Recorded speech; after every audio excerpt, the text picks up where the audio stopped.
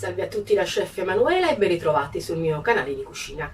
Oggi un piatto tipico della tradizione italiana. Vi lascio agli ingredienti e alla preparazione. La nostra scarola ripassata in padella ci serviranno 400 g di scarola cotta, 10 olive nere grandi, se sono piccole mettetene 13, 8 g di capperi che dissaliamo, io metto quelli piccoli, mi piacciono di più, olio evo ne mettiamo un 4 cucchiai, uno spicchio d'aglio, 7 g di pinoli e 12 g di uva passa, e poi ci serviranno 4 filetti di acciuga salata sotto lo spicchio d'aglio a dorare. Appena si è dorato da un lato io chiudo l'olio e si dorerà tranquillamente anche dall'altro lato.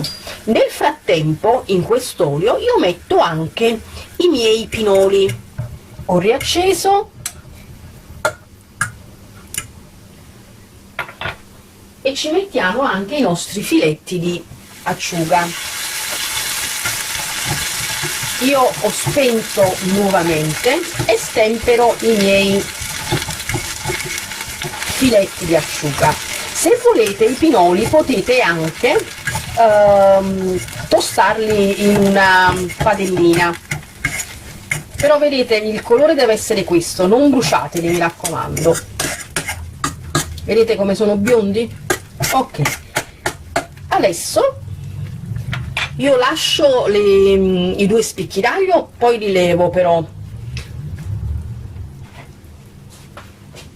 mettiamo la nostra scarola,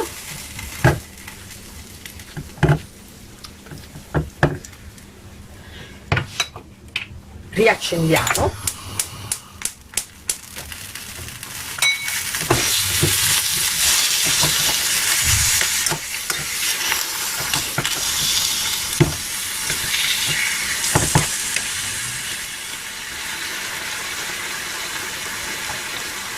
mettiamo anche i nostri capperi che abbiamo dissalato, quindi li abbiamo lasciati in acqua per una mezz'oretta, le olive,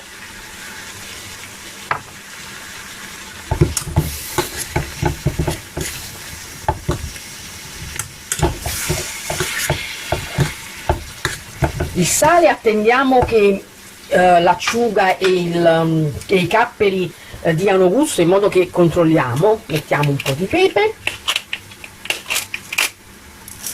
e per finire la nostra uvetta. Questa non la molliamo, lasciamola così com'è.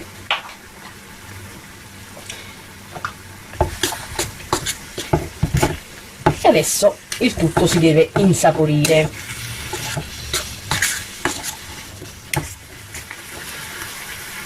Cuociamola fino a quando